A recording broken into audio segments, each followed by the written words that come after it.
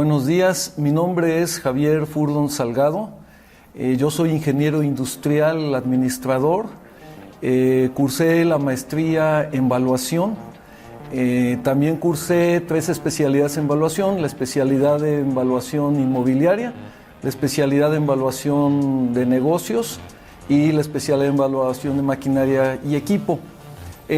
Actualmente estoy cursando la maestría en ingeniería financiera y acabo de terminar el doctorado en administración, teniendo como tema de investigación la identificación de las variables que le dan valor a las pequeñas y medianas empresas. El día de hoy vamos a platicar como tema lo que es evaluación de negocios, evaluación de negocios como negocio en marcha.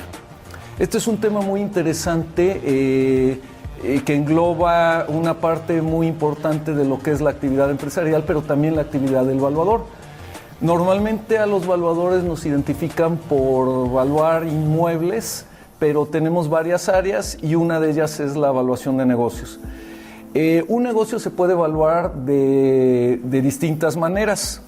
Nosotros podemos evaluar los activos del negocio y esto es una evaluación de maquinaria y equipo. Los activos pueden tener un valor que es muy distinto al del valor funcionando y de ahí sale el concepto de evaluación de negocio en marcha. El negocio en marcha es lo que vale la empresa, el negocio, en su actividad, funcionando.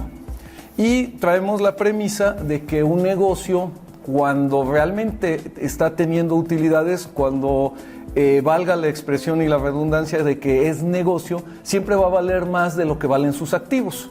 Por eso es muy importante este tema, evaluar el negocio funcionando, generando recursos.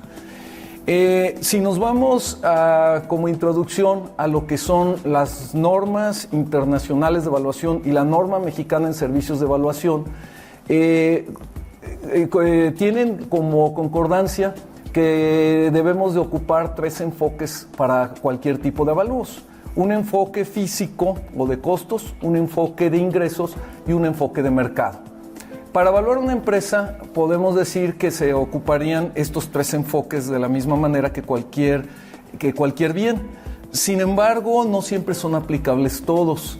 El tema en el que nos vamos a centrar nosotros en este caso es la evaluación de las empresas por flujos de efectivo. Es un método que se llama flujos de efectivo descontados, que viene del enfoque de ingresos. Estamos evaluando la empresa por lo que nos está generando de ingresos y a la vez nuestro método, ese ingreso, hace un análisis del flujo de efectivo que viene de ese ingreso de la empresa.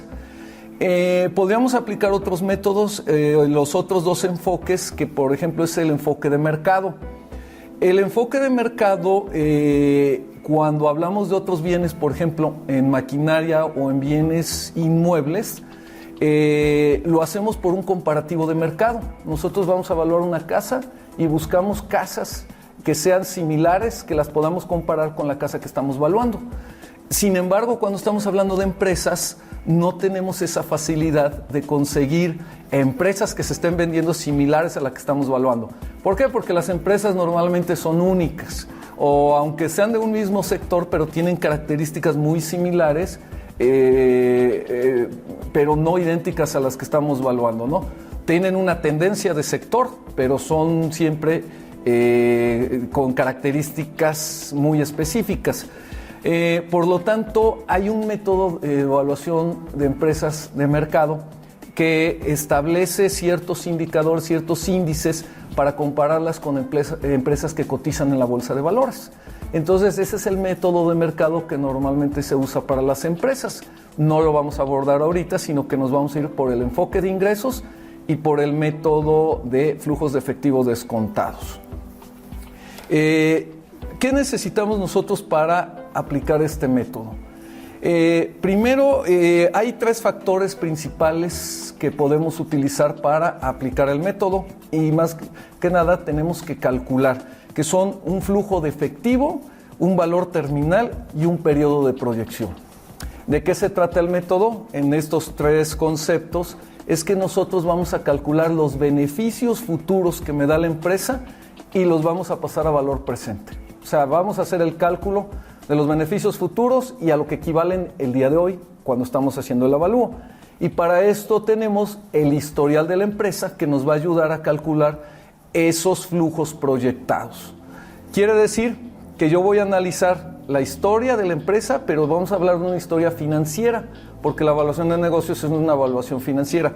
Vamos a hacer un análisis de un historial y en base a ese historial vamos a proyectar el futuro y le vamos a sacar su equivalente a valor presente. A grandes rasgos de eso se trata el método. Entonces, por lo tanto, una parte muy importante del método es el cálculo del flujo de efectivo. Para estimar ese flujo de efectivo, primero vamos a tener el supuesto de que la empresa tiene un historial y que ha estado trabajando. Y un segundo supuesto donde la empresa es nueva y no tenemos un historial que nos pueda decir cuál es su futuro. Entonces, bajo esas dos premisas vamos a analizar la primera. Cuando la empresa tiene un historial, nosotros vamos a hacer el cálculo de los flujos históricos de la empresa. ¿Qué hacemos? Normalmente analizamos los estados financieros de los últimos 5 años, eso es lo ideal. ¿Por qué 5 años? Porque es el periodo en el que hemos establecido que se normalizan nuestros flujos, tenemos una cierta tendencia y periodos muy largos de análisis nos pudieran llevar también a situaciones que ya no son actuales. Si yo tengo una empresa que tiene 100 años de existir, no tiene nada que ver su historia de hace 100 años con la de ahorita, por poner un ejemplo, en la cuestión de flujos, de crecimientos, porque la empresa pudo haber tenido un periodo de crecimiento, un periodo de consolidación o incluso un periodo de decadencia, ¿no? Entonces, los periodos que se analizan normalmente hablan de 5 años. Sin embargo, nosotros como evaluadores debemos de tener el criterio de hacer un análisis de la empresa y ver cuál es el número de periodos a analizar históricamente de la empresa más adecuado de acuerdo a la realidad, al tipo de industria, a la economía, a la situación económica que estamos viviendo, factores macroeconómicos y situación interna de la empresa. Entonces, en base a eso, nosotros podemos calcular el flujo de efectivo a partir de los estados financieros. ¿Cuáles estados financieros estamos tomando como base? Pues principalmente el estado de posición financiera, que es el balance, y el estado de resultados. El estado de resultados nos da información de cuáles son los ingresos de la empresa vía ventas, y de ahí vamos a descontar nuestro costo de ventas, nuestros gastos operativos, nuestro resultado integral de financiamiento, nuestros impuestos, y nos va a llevar a una utilidad neta. Esa utilidad neta la vamos nosotros a convertir a nuestro flujo de efectivo, tomando en cuenta otros factores que se establecieron para calcular la utilidad neta, pero que realmente no son flujo de efectivo. Por ejemplo, depreciaciones y amortizaciones. Entonces, para construir el flujo de efectivo, tenemos que hacer ese descuento porque las depreciaciones y amortizaciones son partidas virtuales que nos sirven para un beneficio fiscal, pero no fueron desembolsos de dinero. Entonces, en base a eso, nosotros construimos nuestro flujo teniendo en cuenta lo que son las depreciaciones y amortizaciones, lo que es variaciones en el capital de trabajo y las inversiones en capital, lo que se llama comúnmente CAPEX. A grandes rasgos, en base a esto, nosotros establecemos el flujo de efectivo, pero no viene de la utilidad neta, lo tomamos a partir de la utilidad operativa. ¿Por qué a través de la utilidad operativa? Porque es la que nos da los recursos que genera la empresa en base a su operación normal, para lo que fue fundada la empresa, para cuál es su real funcionamiento, ¿no? Para lo que fue establecida. Entonces, el flujo de efectivo, en nuestro análisis histórico, nosotros podemos establecer un flujo, el cual nos va a servir para hacer nuestras proyecciones a futuro. Ese flujo es lo que nos dice lo que la empresa funcionando está generando de dinero. A partir de ahí, nosotros también podemos establecer cuál es la tasa de crecimiento que llevan estos flujos de efectivo de la empresa, que nos sirven para proyectar los futuros. Es muy importante que nosotros establezcamos también la vida del activo o la vida de los activos de la empresa. Es un punto a tomar en cuenta porque la empresa tiene una actividad económica que va a seguir funcionando siempre. No tiene una vida limitada como la tiene un proyecto de inversión. Entonces, si los activos tienen una vida útil determinada, nosotros los vamos a tener que estar reponiendo, sustituyendo por activos nuevos. Entonces eso requiere inversiones de capital. Por eso lo que comentaba ahorita de el CAPEX es importante en los flujos proyectados, porque los activos se tienen que reponer. Entonces, en base a eso, nosotros tenemos una tasa de crecimiento donde vamos a establecer nuestros flujos futuros. Ahora,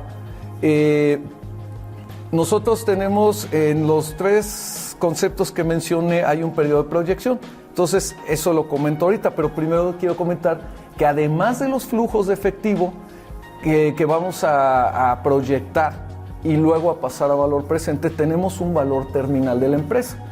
Como comenté ahorita, la empresa sigue funcionando a futuro.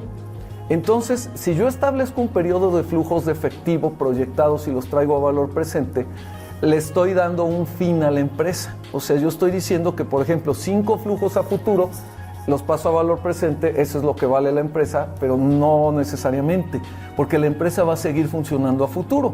Entonces, viene el siguiente concepto que mencioné hace un momento, que dije flujos de efectivo, valor terminal y periodos de proyección. El valor terminal es un valor que representa un flujo final para toda la vida futura de la empresa sin fin. Entonces lo podemos calcular de 2 maneras. Una es que establezcamos un valor de liquidación de la empresa acabando los primeros flujos. Es lo que la empresa vale en ese momento. Por ejemplo, si establecimos 5 periodos de flujos de efectivo y el periodo, en un periodo más un periodo final, calculamos un valor terminal de la empresa mediante un valor de liquidación, equivaldría a lo que valdría la empresa a partir del último flujo proyectado. Sin embargo, eso normalmente no se aplica de esa manera. Ese es un método, pero otro método es calcular una perpetuidad. La perpetuidad es un último flujo de efectivo calculado a partir del flujo anterior, del último flujo del periodo de flujos que establecimos, y lo calculamos en base a una metodología, y ese nos equivale a lo que vale la empresa a futuro. ¿Por qué primero calculamos varios flujos y luego un flujo terminal? Porque lo que buscamos es una normalización de los flujos, que ya no tengamos periodos, ya no tengamos una estacionalidad, sino que un flujo normal final para que calculemos uno a perpetuidad, que nos maneja el valor final de la empresa. El valor final de la empresa como negocio en marcha y que no tiene un fin. Entonces, aunque se oiga una controversia ahí, equivale a la perpetuidad, a que el negocio va a seguir funcionando a futuro, va a tener reinversiones. Por eso, en ese último flujo, aparte de la tasa de descuento, que ahorita vamos a comentar de qué se trata, también vamos a tener en cuenta la tasa de crecimiento que va a llevar la empresa a futuro. Bueno, porque decimos que el periodo de proyección de los flujos siempre se establece que es a 5 años. No se puede decir que es una cifra, un periodo fijo. Es lo que normalmente se ha visto que es lo que funciona para normalizar los flujos. Pero vuelvo a lo que comenté hace un momento, que se puede aplicar el criterio del valuador, que de acuerdo al tipo de empresa, al tipo de sector, características macroeconómicas, nosotros podríamos decidir que el periodo fuera mayor. Lo que normalmente ocupamos son 5 periodos. 5 periodos y adicional a perpetuidad. Esos periodos los tenemos que pasar a valor presente. O sea, nosotros estamos valuando en el año 0, tenemos un flujo proyectado en el año 1, en el 2, 3, 4 y 5. En un periodo 6 tenemos un flujo que equivale a la perpetuidad del negocio. Entonces, esos 6 flujos los tenemos que pasar a valor presente. La perpetuidad es muy importante que la calculemos bajo cierta objetividad, porque normalmente representa de un 50 a un 80% del valor de la empresa. ¿Por qué? Porque pues, representa un valor en el tiempo mucho más grande que los 5 flujos proyectados inicialmente, ¿sí? Entonces, nosotros pasamos a valor presente estos 6 flujos y realmente eso es lo que es el valor de nuestra empresa como negocio en marcha. Ahora, ¿cómo los pasamos a valor presente? Mediante una tasa de interés que le llamamos tasa de descuento. ¿En qué concepto? Pues en el concepto del valor del dinero en el tiempo. Nosotros sabemos que no vale lo mismo el dinero actualmente que el dinero dentro de 5 años. Y eso puede ser por dos motivos. Uno es por inflación, que ese es un tema también muy importante a comentar. Si yo estoy haciendo un análisis de la empresa con valores corrientes, o sea, quiere decir que estoy utilizando los valores tal cual me los están dando los estados financieros, no podría yo estar proyectando o haciendo operaciones de la misma manera en un periodo de hace 4 años y en un periodo de dentro de 5 años, porque tenemos un problema de inflación. Si yo tomo en cuenta la inflación, no la descuento en mis números, la tengo que tener presente en mis tasas de descuento, en mis tasas de interés. Entonces tendría que tomar tasas corrientes para que esté tomada en cuenta la inflación. Pero lo que normalmente usamos es no tomar en cuenta la inflación. Quiere decir que para manejar todo a pesos constantes. Entonces esto equivale a que nosotros pongamos toda la información en un año base. Si yo estoy en mi año cero, por ejemplo, el año actual, 2019, haciendo un cálculo de valor de empresa, entonces, si yo tengo información, por ejemplo, del 2014, 2015, 2016, voy a pasar esos estados financieros a valores del 2019. ¿Cómo? Expresándolos, quitándole, o sea, tomando en cuenta la inflación. ¿A cuánto equivale valores del 2015, por ejemplo, a valores del 2019? ¿Cómo le hago? Con el índice de precios al consumidor. Tomo los valores de 2013 y los paso con índice inflacionario a valores del 2019, ¿sí? Y eso lo que hago es que proyecto mis flujos a pesos constantes.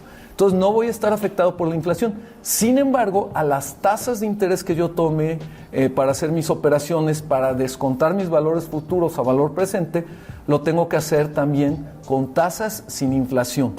Entonces tengo que tomar en cuenta eso. Eso es algo muy importante. En teoría, si nosotros tomamos todos nuestros valores con inflación, nos debe de dar el mismo resultado que si tomamos todos nuestros valores sin inflación. Simplemente tomo números con inflación, tomo tasas con inflación. Tomo números sin inflación, tomo tasas sin inflación. Así de sencillo. Porque nosotros podemos caer en subjetividad al calcular tasas futuras con inflación, porque no sabemos lo que va a pasar a futuro. Entonces tendríamos que estar haciendo estimaciones de inflaciones futuras que no sabemos si realmente se van a cumplir. Vemos nosotros que incluso el mismo país, el mismo Banco de México, y no solo en México, en diversos países, las proyecciones que se hacen a principio de año de inflaciones normalmente no se cumplen, o cuando va transcurriendo el tiempo durante el año van haciendo ajustes de la tasa de inflación. Al principio de año se proyectó una inflación del 3% y resulta que a medio año la corrigen al 3.5% y quizá a fin de año casi a fin de año le corrigen a 3.8% y realmente se dio al 4%, ¿no?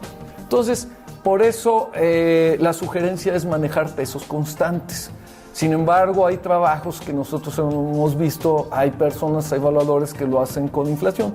Entonces siempre hay que tener en cuenta esto, que ser coherentes, ser constantes en cómo manejamos la información con o sin inflación. Ahora, la tasa de descuento es un valor muy importante a la hora de hacer estos análisis, porque es muy sensible a los valores resultantes. Muchas veces vemos que un décimo de punto de tasa de descuento nos impacta mucho en el valor, sobre todo cuando son empresas grandes, cuando están manejando números muy grandes, o un medio punto de tasa puede causar variaciones muy grandes. ¿Qué tasa usamos de descuento? Usamos el costo de capital de la empresa. El costo de capital de la empresa es lo que le cuesta a la empresa pagar por usar los recursos que necesita para su operación normal. Entonces, vamos a hacer un análisis mediante, por ejemplo, un balance de una empresa. Como sabemos, el balance en partida doble tiene por un lado el activo y por el otro lado el pasivo y el capital. El pasivo y el capital deben de sumar lo mismo que el activo. Ahora, ¿qué representan los activos? Los activos son todos los recursos que la empresa necesita para su operación normal, ¿no? Hablándolo en términos muy sencillos, ¿no? ¿Qué necesita la empresa para operar? ¿Necesita maquinaria? Pues es un activo fijo. ¿Necesita una nave industrial? ¿Necesita equipo auxiliar? A lo mejor una caldera, una compresora, etcétera. Todo eso está en el activo, que sería un activo fijo, como antiguamente lo nombrábamos. Hoy en día es común también escuchar que son activos tangibles o intangibles, porque la empresa, además del activo tangible, que puede ser dinero en cuentas de cheques, puede ser mercancía, puede ser, o sea, inventario, puede ser maquinaria y equipo, ya hablando de activo fijo, edificios, naves industriales, etcétera. Pero también la empresa puede tener activos intangibles, como puede ser una marca, una patente, etcétera. Entonces, eso es lo que la empresa necesita para operar. ¿Cómo lo obtiene? Pues tiene que pagar por ellos. O sea, la empresa tiene que adquirir sus activos para poder tenerlos y funcionar. Mediante el funcionamiento de sus activos, la empresa obtiene recursos que son los que estamos ingresando en el estado de resultados como ventas. Bueno, ¿cómo compro los activos? Pues usando el otro lado del balance. Para que yo pueda comprar mis activos, la empresa solamente tiene dos fuentes de recursos: deuda y capital accionario. El pasivo, que es la deuda, y el capital que aportan los socios, o el capital contable, que se aumenta el capital social cuando la empresa ya tiene un funcionamiento. ¿Qué quiere decir eso? Que si la empresa ya generó una utilidad, esa utilidad va a la partida de capital.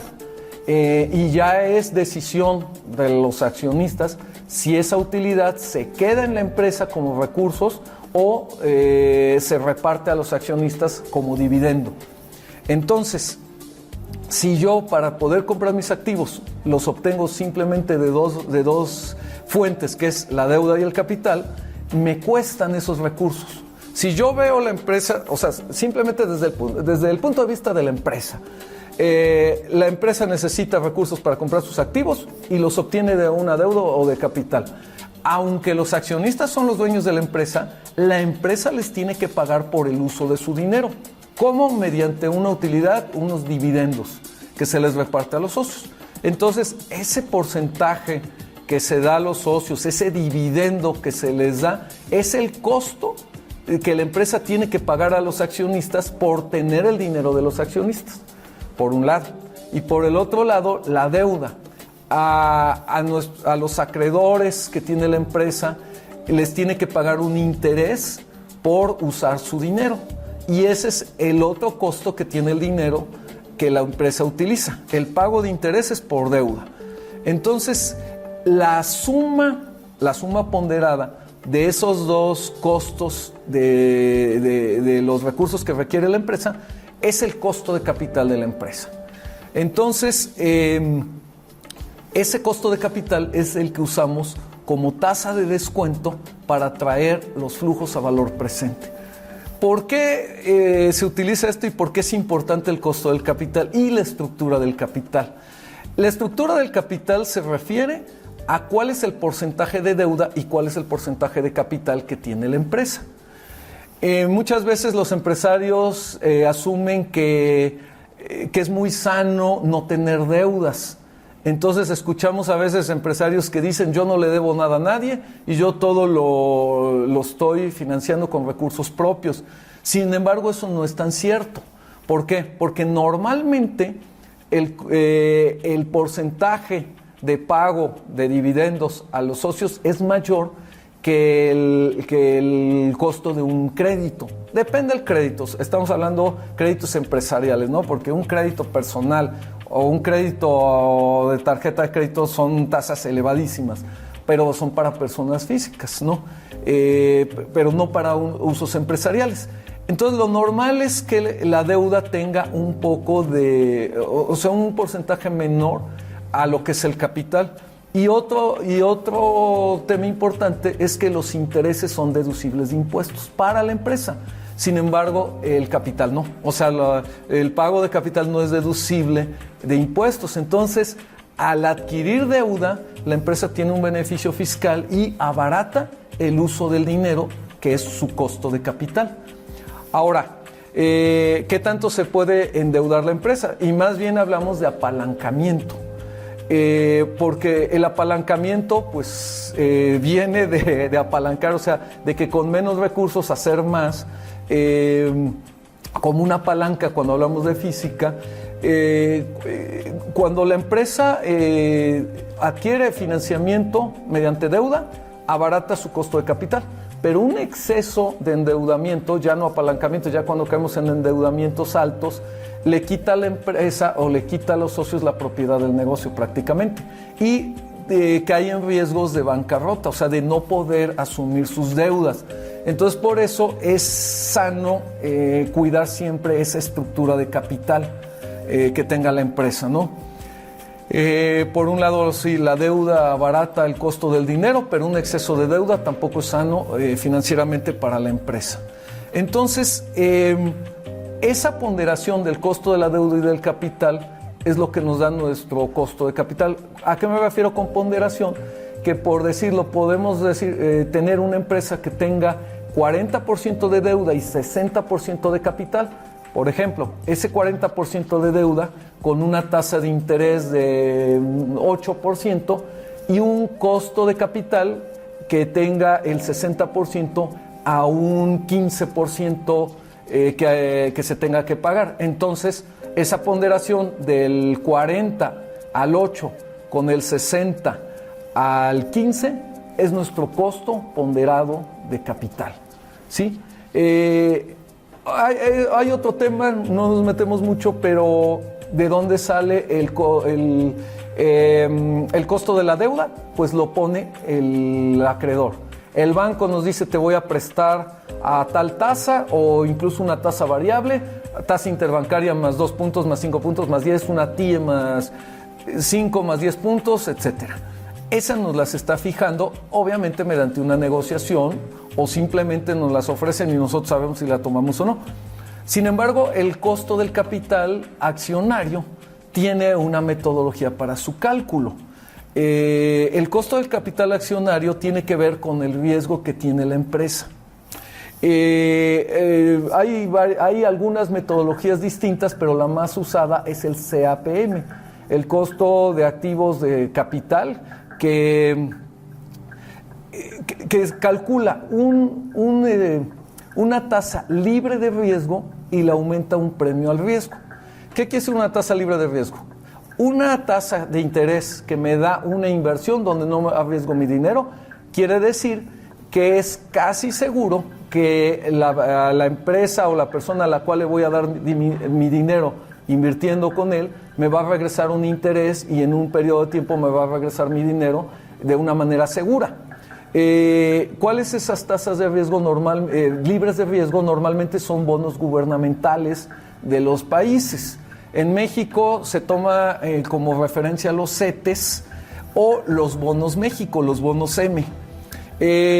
Hay distintas opiniones donde algunos valuadores o inversionistas toman siempre la tasa de CETES, que es una tasa a 28 días. Y por otro lado hay quienes toman los bonos México a 10 años. Entonces ahí están los puntos de vista encontrados en decir que los CETES es la tasa por excelencia libre de riesgo en México, pero es una tasa líquida porque estamos hablando de 28 días, a inversiones a largo plazo como son los bonos México a 10 años. Normalmente se pueden tomar las dos tasas como libres de riesgo y le aumentamos un premio al riesgo. ¿Qué quiere decir eso? Que si yo no invierto seguro en CETES y voy a invertir en una empresa, la empresa me va a dar un porcentaje más de rendimiento para asumir ese riesgo porque no es una inversión segura, porque tiene riesgos de mercado de diversas índoles, ¿no? Macroeconómicos e internos de la empresa. Entonces yo construyo mi tasa libre de riesgo del capital, mi tasa de interés del capital accionario con una tasa libre de riesgo más un premio al riesgo. El premio al riesgo lo calculo con una tasa de mercado menos la tasa libre de riesgo. Eso es lo que me está dando ese diferencial. Lo que normalmente el mercado paga, ¿y a qué me refiero con mercado? Pues el índice de la bolsa de valores, el índice de precios y cotizaciones. Sin embargo, también le tengo que multiplicar por otro factor que afecte al riesgo específico de la empresa. Porque yo tomé el promedio del mercado, pero puede ser que mi empresa es más riesgosa o menos riesgosa que el mercado, y ahí aplicamos un índice que se llama beta, que simplemente es un análisis entre las utilidades que da el mercado y las utilidades que da la empresa o el sector de empresas que estoy comparando. Entonces, esa diferencia es lo que a mí me dice que si mi empresa es más riesgosa que el mercado. Entonces, ese premio al riesgo lo multiplico por la beta. Normalmente, si mi beta es 1, quiere decir que mi empresa es igual de riesgosa que el promedio del mercado. Si mi beta es menor a 1, mi empresa es menos riesgosa que el mercado y obviamente si es mayor a 1, la empresa es más riesgosa que el mercado. Entonces, en empresas grandes que cotizan en bolsa, nosotros podemos tener esos valores de beta en información de empresas que se dedican a análisis financiero, pero en empresas pequeñas no tenemos esa información y tampoco tenemos rendimientos de mercado porque no cotizan en bolsa. Entonces ahí nos vamos nosotros también a tomar betas de sector. Si yo estoy evaluando una empresa constructora, pues tengo una beta del sector de la construcción en general y puedo tener también una beta que se refiera a construcción de infraestructura o construcción de vivienda, y eso es lo que me puede servir a mí para calcular mi beta y por lo tanto mi tasa de interés, que es el costo de capital de la empresa, ¿no? Me detuve en esto a comentar un poquito de la tasa de descuento por lo importante que es como una variable en el cálculo del valor de la empresa. Entonces, una vez que yo calculé el costo del capital accionario más el costo de la deuda, hice una ponderación de los dos costos de acuerdo al porcentaje que tiene la empresa en su estructura de capital. Entonces saco mi costo ponderado de capital, que las siglas en inglés se le conoce como WACC, con W-A-C. Ese es lo que utilizo yo como mi costo de capital y es mi tasa de descuento.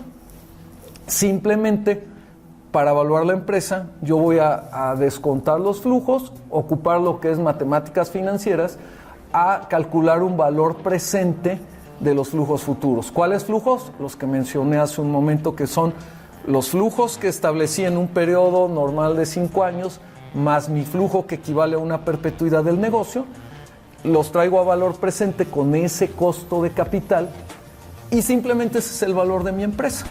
Así de sencillo, ¿no? Obviamente este es un método que lo estamos platicando de manera general. No nos estamos metiendo a las fórmulas que ya implica cálculos específicos y tener en cuenta algunos otros factores, ¿no? Como complemento, hay un concepto muy interesante a partir del valor de la empresa que normalmente el empresario no conoce y que podría ser muy interesante para toma de decisiones en el sentido de cómo va su política financiera, de ventas, etcétera, ¿no? ¿Cuál es el rumbo de la empresa? Es que si la empresa está creando o está destruyendo valor. ¿Cómo vemos nosotros eso? El costo de capital del que estamos hablando es lo que le cuesta a la empresa los recursos para operar. Entonces, cuando yo obtengo una utilidad en base a la operación de la empresa, ¿qué es lo mínimo que yo debería de esperar? Es que la operación de la empresa por lo menos me regrese el costo del capital.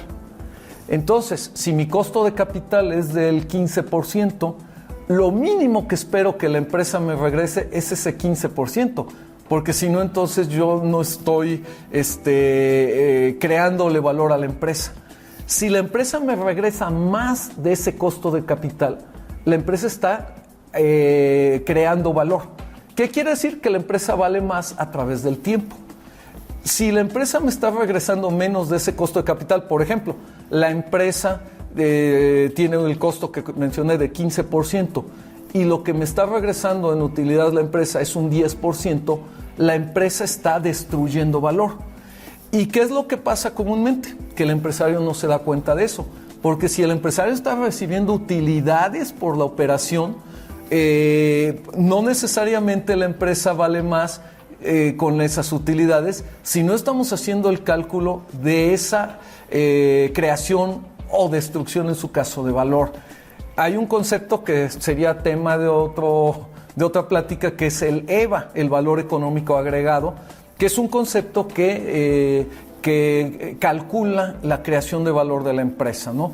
Pero sí creo yo que es un tema muy importante, porque muchas veces la empresa tiene una utilidad neta, una utilidad operativa y después una utilidad neta, pero no está teniendo una utilidad suficiente para pagar los recursos que utiliza, que es el costo de capital, y por ende la empresa pierde valor. Ahora, ¿qué significa eso de que la empresa gane o pierda valor? Vamos a hacer un comparativo con las acciones que se cotizan en la bolsa. Por ejemplo, yo puedo tener una acción que compro de una empresa, vamos a suponer la que sea, Bimbo. Yo compro una acción ahorita en 30 pesos cada acción, ¿no? Ya el número de acciones que compre, bueno, es independiente, pero cada acción tiene un valor de 30 pesos. Bueno, esa acción implica que también pueda generar un rendimiento. Entonces yo puedo tener la utilidad que tengo yo, que podría yo obtener de esa empresa, es los rendimientos que la empresa genera a través de poseer la acción. ¿De dónde vienen los rendimientos? Pues obviamente de la operación de la empresa, ¿sí? De una utilidad que se reparte. Al final de un periodo la empresa tuvo utilidades de una determinada cantidad, se paga impuestos y luego se divide en una utilidad a repartir a los socios, y obviamente si yo tengo una acción me va a tocar un porcentaje de esa utilidad. Sin embargo, hay otra manera de obtener utilidades de la empresa, que son ganancias de capital. ¿Por qué? Porque si yo compré la acción de la empresa en 30 pesos y dentro de un año está en 40 pesos, ya tuve una utilidad. ¿Cómo? Vendiendo la acción, por ejemplo. Si yo vendo la acción, en ese momento cobré, si fue su caso que generó rendimientos, que generó dividendos, yo cobré ese rendimiento y aparte tengo una ganancia de capital porque la acción valía más de un año a otro. Si quiero la vendo, pero yo la compré en 30, ahorita vale 40.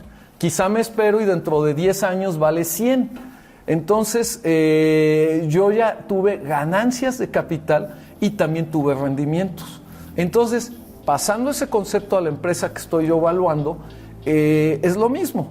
La empresa me puede estar generando utilidades, pero la empresa puede estar ganando valor y eso aumenta mi patrimonio como empresario, como accionista. Sin embargo, en el caso contrario, yo compré la acción en la bolsa de 30 pesos y dentro de un año vale 20 pesos.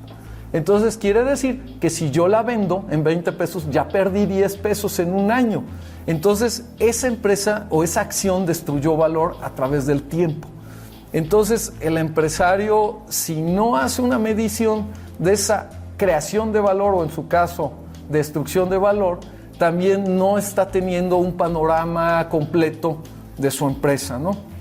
Entonces, concluyendo, nosotros estamos platicando ahorita de un método de evaluar la empresa, que es el método de flujos de efectivo descontados.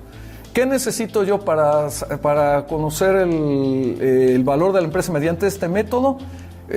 Primero, apliqué un enfoque de ingresos, la estoy evaluando por lo que está recibiendo de ingresos la empresa y lo convierto en un flujo de efectivo. Necesito yo conocer flujos de efectivo de la empresa, un valor terminal y un periodo de proyección. Para poder traer esos valores a valor presente, necesito una tasa de descuento, que es el costo de capital de la empresa. La empresa normalmente, para que valga más, para que haga una creación de valor, necesita tener una utilidad que pague al menos el costo de capital, y lo demás que agregue adicional al costo de capital en utilidades va a ser mi creación de valor, prácticamente. ¿De dónde saco esta información para proyectar los flujos futuros? De los estados financieros actuales de la empresa. ¿Cómo? Haciendo un análisis del flujo de efectivo que la empresa tiene a partir de su utilidad operativa. Puedo calcular una tasa de crecimiento y un flujo de efectivo que me va a llevar a proyectar los flujos futuros. Y ya nada más un punto final que comentamos al principio, en el supuesto de que la empresa no tiene un historial, es una empresa nueva, tiene un año operando, por ejemplo, no por eso no vamos a poder calcular su valor. Ahí simplemente necesitamos calcular los flujos de efectivo a partir de algún método de pronósticos de lo que va a ser su desempeño futuro. Como evaluadores tenemos que tener unas proyecciones sustentadas, entonces podemos aplicar métodos de pronósticos que me puedan llevar a saber cuáles son los flujos futuros. Y por ejemplo, me acaba de tocar un caso real donde la empresa no tiene un buen desempeño histórico, pero acaba de obtener contratos con una empresa armadora de autos, contratos a 10 años. Entonces eso quiere decir que nosotros podamos establecer sus flujos de efectivo, no necesariamente a partir del historial de la empresa, donde trae unas ventas pequeñas, pero con una capacidad instalada muy por arriba de lo que está operando actualmente. Entonces, en base a su capacidad instalada y a contratos que ya tiene establecidos con su cliente, entonces podemos establecer nosotros flujos de efectivo, obviamente sustentados en métodos para que nuestra evaluación no quede en números subjetivos, sino que esté respaldada, ¿no? Pues básicamente con esto concluiríamos el tema.